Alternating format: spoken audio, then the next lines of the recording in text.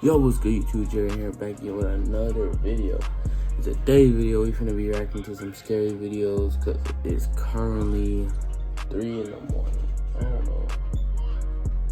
I don't have a clock to show y'all, but it's 3 in the morning right now. So I'm bored and I'm tired. So we finna react to some scary videos. So let's get into it. We have covered many stories about the paranormal and ghosts, and still remain open-minded about their existence. However, every now and then, we see a photo or hear a story that we think is worth featuring, so our viewers can make up their minds about how authentic it is. In this video, we'll be taking a look at 6 true stories and encounters of paranormal or unexplained phenomena. But it comes with a warning. If you are scared of ghosts, or afraid of what goes bump in the dark, then do not watch this video. If you're ready to take on the challenge, then hit those lights, sit back, and enjoy. Number 1. Grey Lady of Cumber Park. Cumber Park in Nottinghamshire has long had the reputation of being haunted by a grey lady who walks slowly and disappears into the mist as strangers approach. The National Trust-owned park is very popular with dog walkers, and when Hannah and Dave Rowett were walking their Labradors in the park early one morning in December 2022, they got the feeling they were not alone. Hannah spotted something in front of her, quickly pulled out her phone, and captured a scary white silhouette crossing her path as she followed it with a torch. Take a look. Wait, what? After Hannah posted it to her Facebook page, it racked up hundreds of views and comments. Oh, it looked like Hannah claimed there was no logical explanation for what she captured, and even her skeptic partner Dave was stunned. Could that have been the Grey Lady that supposedly haunts the woodland, or is there another explanation? Let us know below. Number 2. Chop Chop House in Boise, Idaho. 805 West Linden Street in Boise, Idaho is known to locals as Chop Chop House for a very good reason. The craftsman-style home was the location of a gruesome murder more than 3 decades ago. In the early morning hours of June 30th, 1987, 37-year-old Daniel Rogers and 31-year-old Darren Cox shot and killed 21-year-old Preston Moore in the basement of the Boise house that at the time was owned by Rogers. The 2 men then used an axe and knife to dismember Moore's corpse. They then wrapped the body parts in plastic bags and drove to the Idaho-Oregon border to dump them in the Brownlee Reservoir. However, it seems that Moore's horrifying death could have been avoided.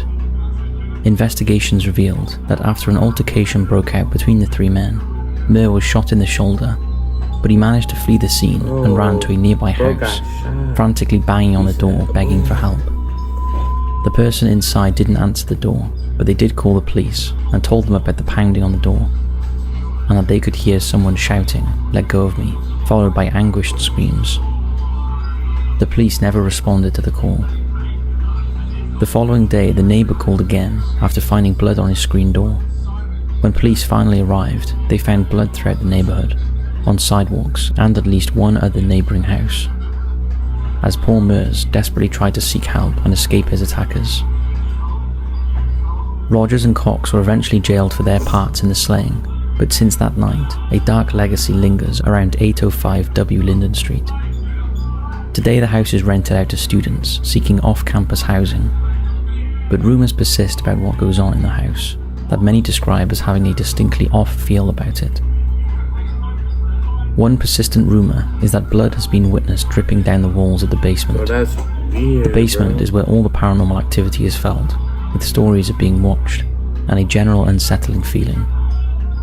But perhaps the creepiest experience happened to student Dan and his friends, who had rented the house. But why would you? One night they thought they'd heard someone trying to break into the house. No one was there when they went to the front porch to check things out, but after looking around the front yard, Dan turned to face the house and saw a big black oily looking thing in the window of an upstairs bedroom. He remembers the shadowy figure moving back from the window and towards the bedroom door before it disappeared. Shortly after, it reappeared outside in a mirror on the porch. Dan watched as the ball of oily blackness moved down the large column of the porch, slowly growing in size until it took up the full reflection of the mirror and moved right through him. The vivid and unsettling experience has given the house such a bad reputation that many avoid it, believing the oily blob is the desperate spirit of Preston Muir, still trying to escape his assailants.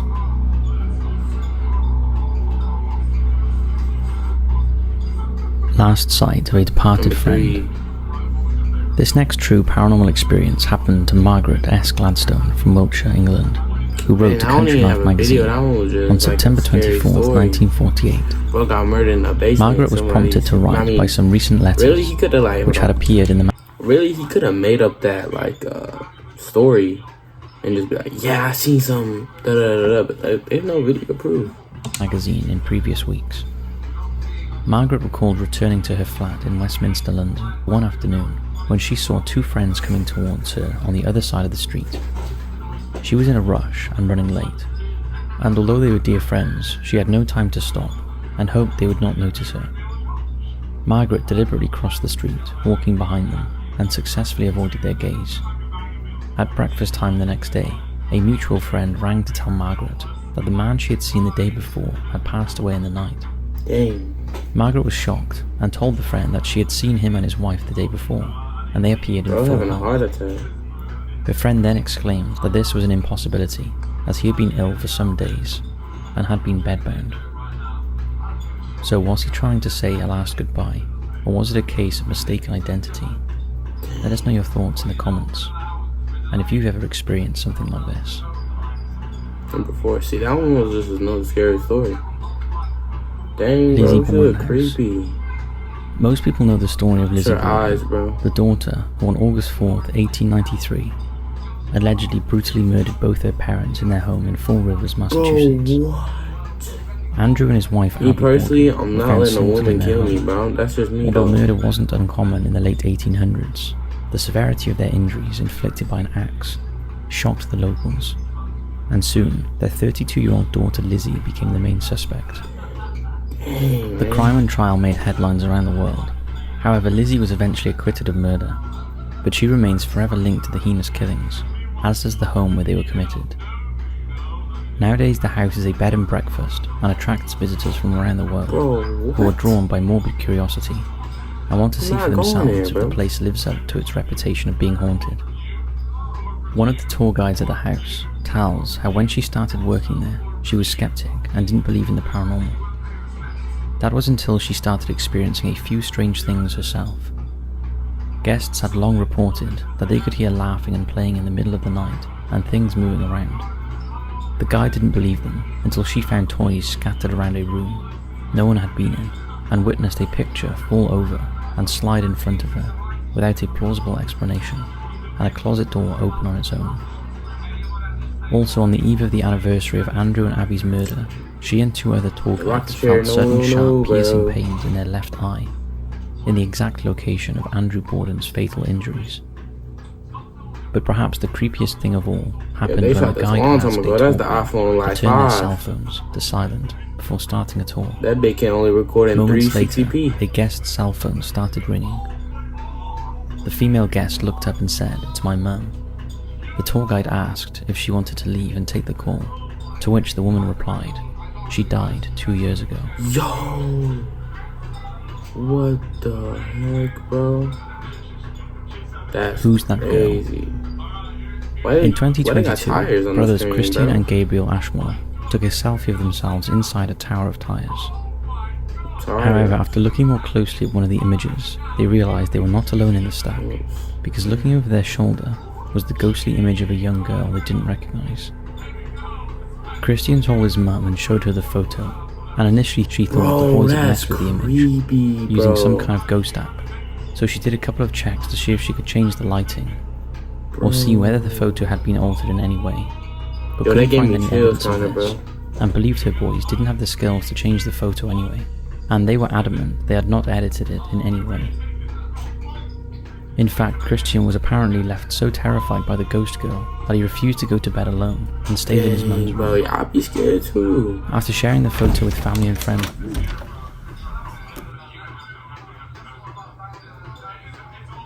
Thought I heard something. Hold on.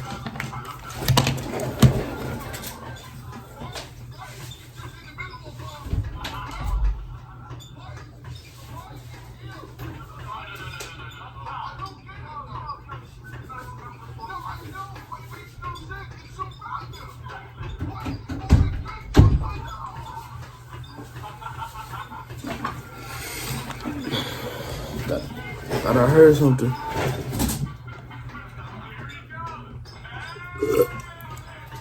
Let's see back the video. On Facebook, many believe the boys had captured the spirit of a deceased child who just wanted to play. Oh, you look mad, whilst bro. Others were more skeptical, believing the photo was tampered with. What do you think? Oh, you look mad, bro. Catch me.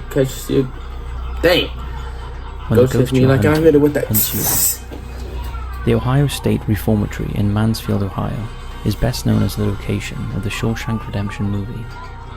However, it also boasts a rather unpleasant history. It was originally built in 1896 for boys who were too old for juvenile detention. Dang, bro, on the right, he calls it, bro. Bro, like although 6'7". It was converted into a maximum security prison. By the 1980s, conditions had become wretched, and it was a horrible place with a vein of violence that ran right through the building. It was the scene of several suicides, murders and riots, and eventually it was closed in 1990. With its history of misery and death, it is no surprise that the building is haunted not only by former inmates and employees, but by anyone associated with them, including women. One is the tormented soul of the wife of a former warden who was shot with a gun sitting on top of a box that she was pulling down from a closet shelf. The anguished woman is often heard crying, and her rose-smelling perfume wafts in one of the bedrooms. Another spirit is a woman who sits in the prison chapel and cries, but when she is approached, she disappears. Other people have witnessed her walking around the chapel. Then is the malevolent presence in one of the prison's solitary confinement cells, an angry spirit who wards off ghost hunters and visitors, warning them not to enter his cell. He has been caught on tape swearing. The former prisoner has also been known to follow people home, and one ghost hunter and her partner had a terrifying experience. Follow me home, bro. I'm never going. One day, like a zombie. Through a reflection in the window, a shadow figure she knew was him. BO2 zombies and they breaking down the doors. To follow her until things got better so rebuild bad, that barrier. An expert had to be called in to rid her of the ghost. A scary tale of when ghost hunting can go wrong, and the reality of what happens when you go looking for the wrong things. So that's it for this video. We hope you enjoyed it. We'd love to hear your thoughts. That was cool, bro. That was cool. If y'all like this video, make sure to like the video if you liked it. If you didn't like it, go watch a COD video because them me bussin'. If you want another share video, let me know in the comments. I see y'all when I see y'all. Peace out.